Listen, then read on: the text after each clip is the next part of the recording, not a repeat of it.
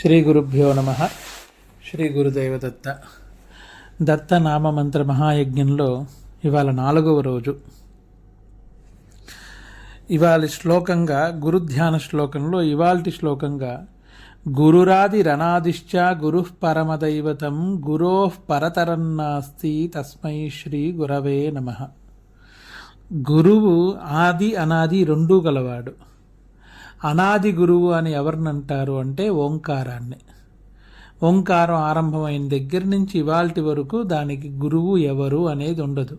దాని గురించి ఉపదేశించిన వాళ్ళు చాలామంది ఉన్నారు. అందులో పరమేశ్వరుడికే స్వయంగా ఉపదేశించింది సుబ్రహ్మణ్యేశ్వర స్వామి షణ్ముఖుడు.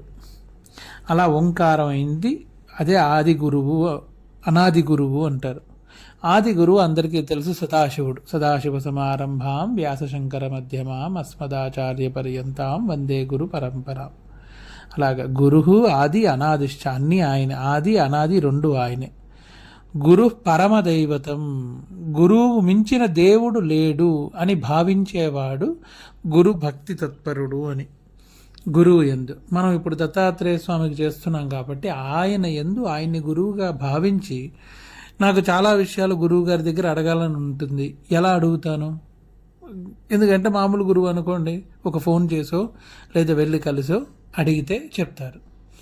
మరి కొన్ని విషయాల్లో నేను గురువుని దత్తాత్రేయనే గురువుగా తీసుకున్నాను, మరి నాకెలాగా అని అడిగితే దానికి శాస్త్రంలో చాలా పద్ధతులు, ప్రశ్నా పద్ధతులని చాలా ఉన్నాయి.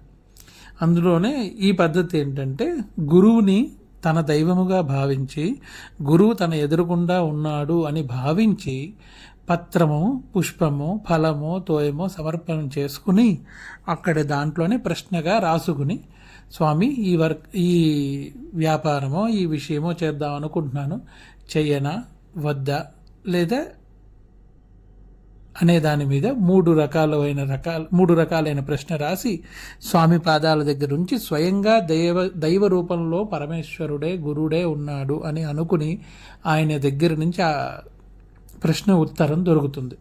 కానీ ఇది ప్రతి స్థానానికి ప్రతి విషయానికి పనికిరాదు. సంసారంలో చాలా విషయాలు స్వయంగానే తీసుకోవాలి. అందుకని కొన్ని ఆలోచించి వివేకంతో తీసుకోవాలి. గురు ఆఫ్ పరమదైవతం, దేవుడు కన్నా దైవత్వం కన్నా గొప్పది గురువు అని నమ్మిన వాళ్ళకే ఈ మార్గం కూడా ప్రయోగపడుతుంది. గురో పరతరన్నాస్తి, గురువుకు మించిన స్థితి స్థానము చరాచరంలో లేదు అని అంటూ, అలాంటి గురువు నా గురువు, ఆయనకి నేను నమస్కరిస్తున్నాను అని అంటారు. గురు అష్టకం నుంచి ఇవాల్టి 5, 6 శ్లోకాలు. క్షమామండలే భూపభూపాలవృందై సదా సేవితం యస్య పాదారవిందం మనశ్చేన్నలగ్నం గురోరంఘ్రిపద్మే తతః కిం తతః కిం తతః కిం తతః కిం. క్షమామండలే భూపభూపాలవృందై, నీవు ఒక దేశానికి ఒక రాజువై ఉండి ఎందరో రాజులు నీ పాదాల చెంత నువ్వు చక్రవర్తిగా స్వీకరించి ఉండి నీ సేవ చేసుకుంటూ ఉన్నా, నీకు గురుపాదముల యందు మనస్సు లేని పక్షంలో, నిశ్చలమైన భక్తి లేని పక్షంలో ఇవన్నీ ఉండి ఏమి లాభము, ఏమి లాభము, ఏమి లాభము, ఏమి లాభము. యశోమే గతం భిక్షు దాన ప్రతాపాత్ జగద్వస్తు సర్వం కరేయః ప్రసాదాత్ మనశ్చేన్నలగ్నం గురోరంఘ్రిపద్మే తతః కిం తతః కిం తతః కిం తతః కిం. దానగుణంలో నిన్ను మించినవాడు లేడు బలిచక్రవర్తి కన్నా అన్నంత దానం చేసే నీవు కూడా, అన్ని ప్రపంచంలో ఉండే ప్రతి రాజు నీకు సహాయం చేయడానికి ముందుండి నీతో ఈ ప్రపంచం మొత్తం ఉండి కూడా విత్తేషు చిత్తం, నీకున్న స్థాన బలము, ధైర్యము, వాడుక భాషలో కాంటాక్ట్స్ అని చెప్పండి, ఇవన్నీ ఉండి కూడా గురు పాదముల యందు భక్తి లేని పక్షంలో ఇవన్నీ ఉండి ఏమి లాభము, ఏమి లాభము, ఏమి లాభము. గురు అష్టకం నుంచి 5, 6 శ్లోకాలు ఇవాళ అయ్యాయి. రేపు 7, 8 శ్లోకాలు రేపు. మోహముద్గరం నుంచి ఇవాళ 2 శ్లోకాలు. వయసి గతేకః కామవికారః శుష్కే నీరేకః కాసారః క్షీణే విత్తేకః క పరివారః జ్ఞాతే తత్వేకః సంసారః. అనగా వయస్సు గతేకః, వయస్సు అయ్యే కొద్దీ కామవికారము స్వభావము తగ్గిపోతుంది. చాలా విషయాల మీద ఉండే పటుత్వము, ప్రేమ, ఆప్యాయత తగ్గుతాయి. శుష్కే నీరేకః కాసారః, పిప్పిని పూర్తిగా పిండేసిన పిప్పిలో ఎటువంటి సారము ఎలా అయితే ఉండదో అలాగే మన చెరుకు రసం తీయడానికి చెరుకును ఎలా అయితే పిప్పి చేస్తామో ఆ పిప్పిలో ఎటువంటి చెరుకు రసం మిగిలి ఉండదో అలాగే క్షీణే విత్తేకః పరివారో, నీకున్న ధనం మొత్తం నశించినప్పుడు లేదా ఖర్చు అయినప్పుడు అప్పుడు ఎలా అయితే పరివారం అనేది ఒకటి ఉండదో అలాగే గురు భక్తి వల్ల జ్ఞానం పొందిన వాడికి సంసారం అనేది ఉండదు.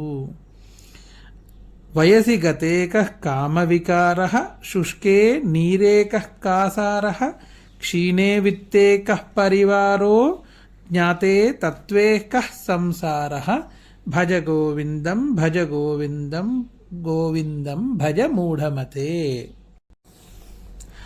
మా కురు ధన జన యౌవన గర్వం హరతి నిమేషత్ కాల సర్వం మాయామయమిదం అఖిలం హిత్వా బ్రహ్మపదంత్వం ప్రవిశ విదిత్వా.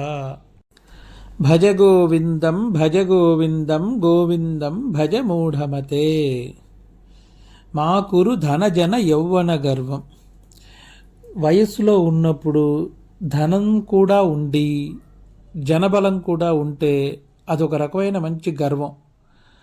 బలం ఉన్నవాడిని నేనే, నాకన్నా తెలివైన వాడు లేడు అని చెప్పేసి వస్తుంది మనస్తత్వం. తెలుగులో చెప్పాలంటే అహంభావ స్థితి, అహంకార స్థితి భయంకరంగా. అవన్నీ కూడా కాలం తలుచుకుంటే నిమిషంలో నాశనం చేసేస్తుంది. హరతి నిమేష కాల సర్వం. ఎందుకు అంటే ఇదంతా మాయామిదమైన జగత్, మాయామయమిదం అఖిలం హిత్వా, ఇదంతా మాయతో కప్పబడి ఉన్నది. దీంట్లో ప్రశస్తమైనది జ్ఞాన మార్గమైనది ఏదైతే ఉందో అది బ్రహ్మపదం మాత్రమే. బ్రహ్మపదాన్ని మన మార్గంలో, మనం వెళ్తున్న మార్గంలో చూస్తే గురు భక్తి ఒక్కటే. అందుకని గోవింద నామస్మరణ, గురునామస్మరణతో ఇదంతా సాధ్యపడుతుంది అని చెప్తూ ఇవాళకి ఇది పూర్తి చేస్తూ మరుసటి 7, 8 శ్లోకాలతో రేపటి రోజు మళ్ళీ కలుద్దాం. శ్రీ గురుదేవ దత్త.